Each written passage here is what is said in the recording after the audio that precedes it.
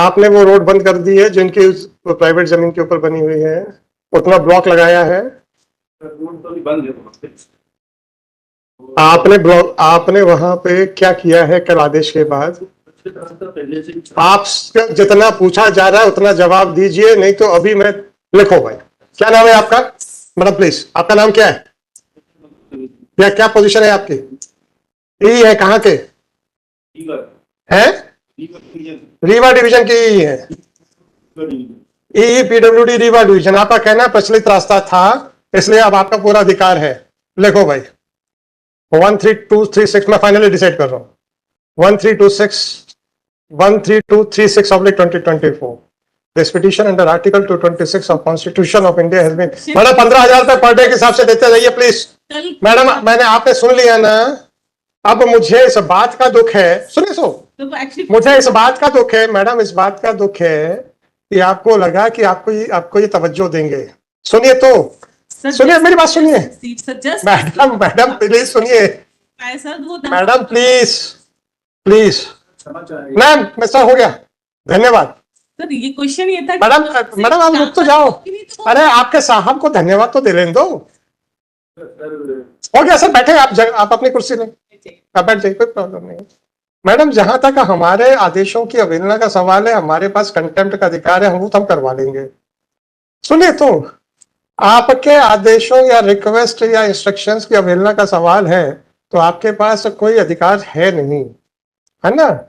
तो वो अधिकार ना होने के करके अगर आपके आदेशों की अवहेलना होती है तो मुझे एक कॉन्स्टिट्यूशनल ऑफिस नजर आता है जिसको कि एजी ऑफिस कहते हैं, और वो कॉन्स्टिट्यूशन में प्रोवाइडेड है। अगर ऐसे अधिकारी जिनका कि जो खुद कानून से बंधे हुए हैं, आज अगर हम इनसे कहें कि आपको नौकरी से निकाल देते हैं हम, तो आज ही WA फाइल होगी कि हाई कोर्ट को मेरे 309 300 फलाना सिविल CCA रूल्स इसके खिलाफ जाके मेरी नौकरी से निकालने का अधिकार नहीं है, राइट? तो जिस संविधान से ये बंधे हुए हैं, उस संवैधानिक संस्था की बेइज्जती करने में इनको जरा से भी हिचक नहीं होती है।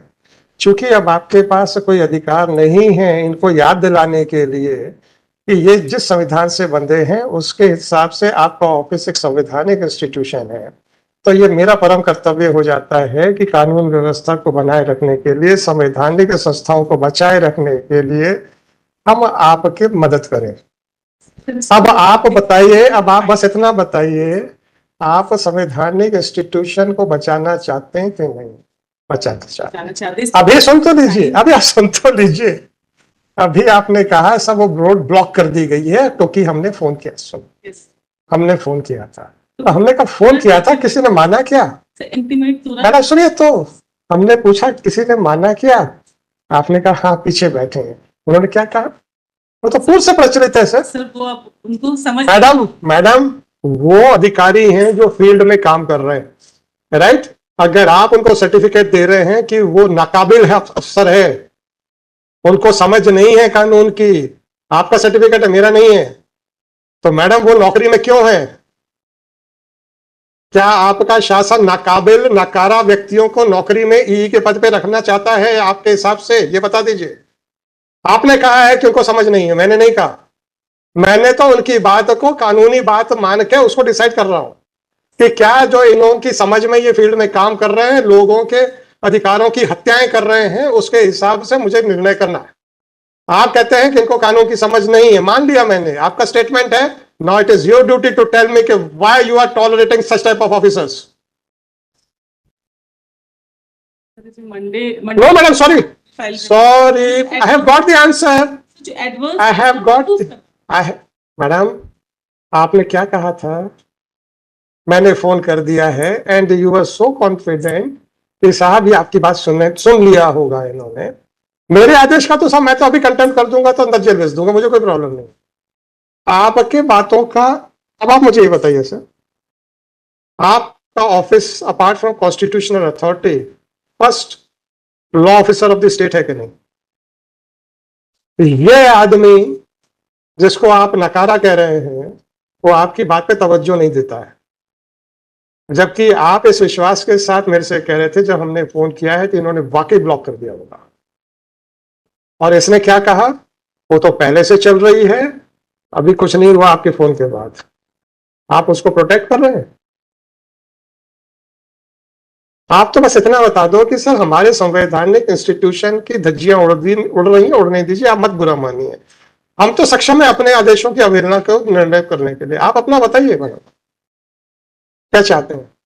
इसमें मंडे अरे आप अपने अपने अपने इंस्टीट्यूशन के एग्जिस्टेंस की बात, मैडम मैडम प्लीज आप अपने इंस्टीट्यूशन के एग्जिस्टेंस के बारे में पहले बताइए। अभी आपने जिस विश्वास के साथ कहा था कि हमने फोन कर दिया है, ये एग्जीक्यूट हो गया होगा, आपके सामने आपने सवाब सुन लिया, आपका विश्वास धाराशायी हुआ कि नहीं हुआ, और एक संवैधानिक संस्था के निर्देशक अनुसार भी इन्होंने उनकी धज्जियां उड़ा दी कि हम आपको काम आपकी बात से नहीं सहमत है, राइट। तो हम तो इंस्टीट्यूशन की इज्जत करेंगे। 1 3 2 3 मैडम प्लीज, 1 3 मैडम मैं कॉस्ट बढ़ाता चला जाऊंगा, मैं पर डे 15,000 की कॉस्ट लगा रहा हूं और इन सज्जन से रिकवर होगी। देखते हैं सर, मैं क्यों पब्लिक एक्सचेकर के ऊपर बर्डन डालूं जब आपके हिसाब से ऐसे अधिकारी हैं जिनको कानून नहीं मालूम। मैं क्यों पब्लिक एक्सचेकर पे, मैडम जो मैं आप ही के वर्ड्स दिखाऊंगा कि इनको कानून नहीं पता। टाइम का टाइम पे अगर नहीं होगा तो थर्ड डे से कॉल। थर्ड डे पे हम तो जेल भेज देंगे, थर्ड डे में कहां लगाए हैं थर्ड डे। मैडम जेल जाने से डरते क्यों है, वो भी शासन का ही विभाग है, मात्र एक विभाग से दूसरे विभाग में ट्रांसफर करना है हमने, कौन सा विदेश भेज देना है हमने, काला पानी की सजा भेज देनी है। शासन के एक घर से शासन के दूसरे घर में, अभी आप शासकीय आवास में रहते हैं ना सर, हाँ तो भी तो शासकीय आवास है, क्या प्रॉब्लम है मैडम। 1323672024 श्री चंद्रहास दुबे, श्रीमती स्वाति असीम जॉर्ज, क्या नाम है आपका sir.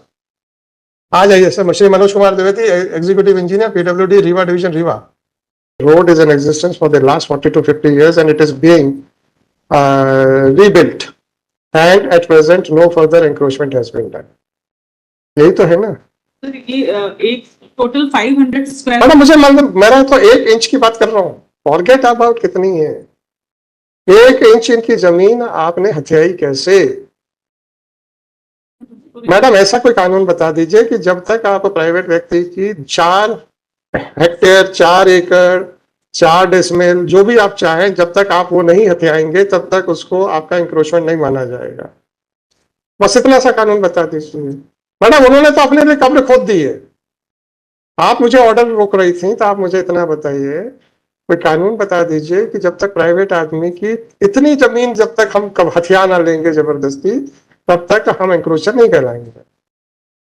way back in the court. साहब आपने एडमिशन कर लिया है कि ये private, With all respect, So that is not- question is that one or that can be the operative part of. Sorry sir, sorry sir, sorry sir, मैं deal करूंगा, don't worry.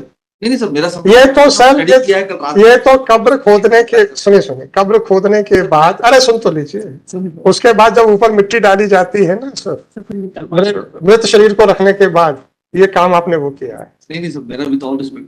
रहने दीजिए। हो गया सर, सॉरी देख लिया मैंने। Council is in fact against the state council rather than supporting the cause of the state council. Well, system. Next, since the respondents have illegally encroached upon the land belonging to the petitioner and are raising the construction of a road without acquiring the same, and in spite of the notices issued on 25/2024 and in spite of interim order dated 21/5/2024, have not stopped the use of the land as a road. Therefore, the respondents are directed to pay a mean profits at the rate of rupees 15,000 per day to the petitioner till the road is actually dismantled from the land belonging to the petitioner. Police stop. They said that since the said illegal activity of not complying the interim order is on Shri so and so, executive engineer, PWD, Rewa division, Rewa. Therefore, This court would not like to put an additional pressure on the public exchequer, and therefore it is directed that the mean profits shall be recovered from the salary of Mr. So and so. Full stop. The principal secretary PWD is directed to submit his affidavit to the registry of this court, clarifying that how much mean profits has been paid to the petitioner and whether it has been deducted from the salary of Shri So-and-so Executive Engineer PWD, Rewa Division, Rewa or not. And if the mean profit is not paid or the said amount is not recovered from the salary of Executive Engineer PWD, Rewa, then the Principal Secretary PWD shall also be under obligation to explain that why no such action has been taken. Let the report be filed latest by 31st of May 2024. Full system. This, with a foresight observation, the petition is allowed with cost of rupees 25,000 to be deposited by Shri So-and-so within a period of 1 month from today, in which the Registrar General shall not only initiate the proceedings for recovery of cost, but shall also register a case for contempt of court. As already pointed out, Shri So-and-so had made a statement that the road is already in existence and no blockages and it has not been blocked. However, it was his contention that it is not being used as road. Whether it was being used as road or not is a disputed question of fact.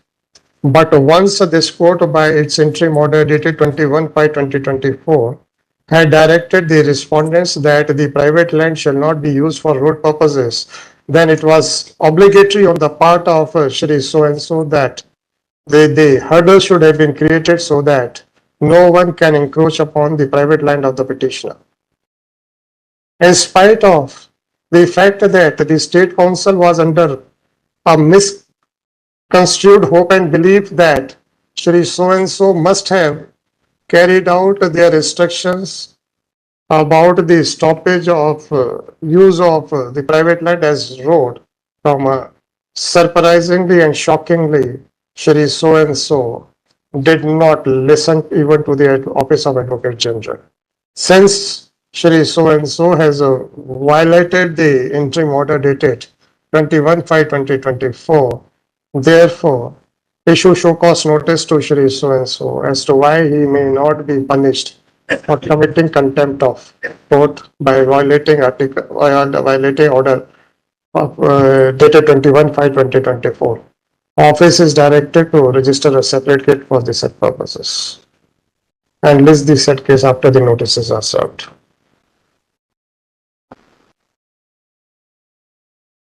Madam, अब आप लोगों को सुनेंगे ये, और अब आप बता दीजिएगा कि आपने सीएस ने आप क्या किया। आपने सर्टिफिकेट दिया, मैंने तो दिया नहीं। आपने कहा उनको समझ में नहीं आता, तो हमने उस वर्ड को और रिफाइन करके लीगल कह दिया। अगर हम कह देते उनको कुछ नहीं समझ में आता तो ये तो सामान्य भाषा में भी चले जाते। फिर आपने कहा प्रश्न नहीं समझ पाए, तो ये तो आप अपने ही विश्वास से धोखा खा गए मैडम।